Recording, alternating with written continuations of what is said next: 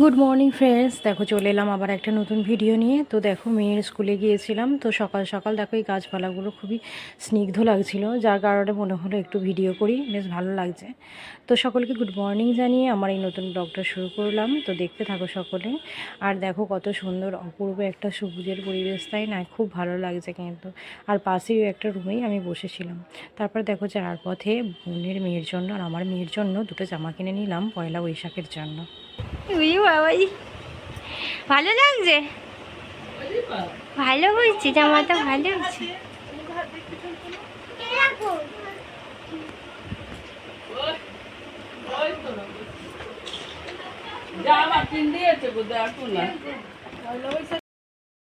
মেয়ে পয়লা বৈশাখের নতুন জামা।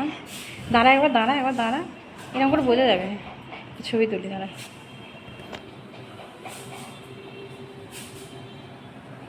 দাঁড়া দাঁড়া 1 মিনিট দাঁড়া। ওইখানটা দাঁড়া, হ্যাঁ ওইখানটা দাঁড়া। আচ্ছা, এই তো। কি সুন্দর পাটটা বলে, এখান থেকে কি সুন্দর পাট। আর দেখো এখানে আজকে আমাদের বাড়িতে একটু মাংস টাংস রান্না হচ্ছে, যেহেতু রবিবারে কিছু হয়নি, রবিবার একাদশী ছিল তাই মাংস রান্না হয়নি।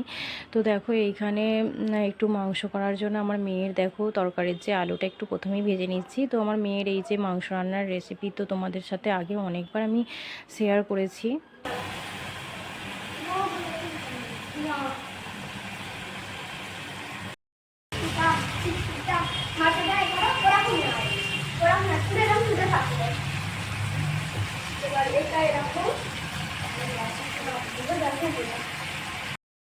এই দেখো মেয়ের মাংসের ঝোলের ফাইনাল লুক, হলুদ কালারেরই হয়েছে, যেহেতু কোনো লঙ্কার গুঁড়ো আর কি দিই না।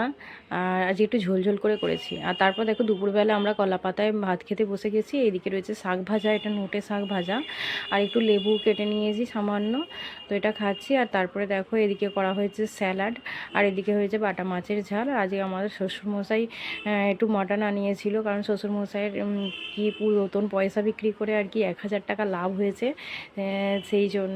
আর সেটাই আজকে আমাদের আর কি খাওয়াচ্ছেন উনি, আর কি শ্বশুরমশাই ট্রিট দিয়েছেন বলতে পারো। আর তারপর দেখো এখানে মেয়ে আর কি দুপুরবেলা একটু আঙুর নিয়ে বসেছে খেতে। তো তারপর দেখো এখানে মেয়ে আবার একটু আঁকতেও বসে গেছে দুপুরবেলা। তো মেয়েটা বেশ ভালোই এঁকেছে। আমার হাজব্যান্ড আবার রাস্তার ধারে যাচ্ছিলো, এই যে ঘুগনি, সেই ঘুগনি কিনে এনেছে, খুবই টেস্টি। আর আমি বাজার থেকে আজকে জোয়ারসাহা থেকে, মানে মেয়ের স্কুল ধার থেকে নিয়ে এসেছি এই যে দিশি কাঁঠালি কলা। আর এই কাঁঠালি কলাগুলো কিন্তু একটু ছোটো সাইজের হলেও দিশি কিন্তু। আর তারপর দেখো মেয়ের একটা অর্ডার দেওয়া হয়েছিল, একটা পড়ার বইয়ের র্যাক, আর সেটা তো এসে গেছে। মিশোতে অর্ডার দিয়েছিলাম, তবে আমি স্টিলের র্যাক দেখে অর্ডার দিয়েছিলাম, এখানে প্লাস্টিক এসেছে কেন জানি না। আর ব্যাগ করিনি, এটাই সাজিয়ে দিতে ইচ্ছে আমার হাজব্যান্ড। তো এখানে আর কি তারপর বইপত্রগুলো একটু গুছিয়ে গুছিয়ে রাখবো, বড্ড বইপত্রগুলো এলোমেলো হয়ে এদিক ওদিক আর কি ছড়ানো থাকে।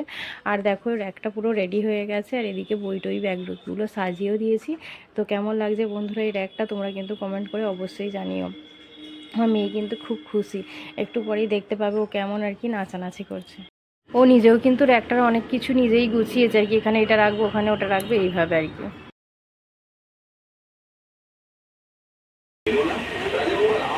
তোমার যাচ্ছে।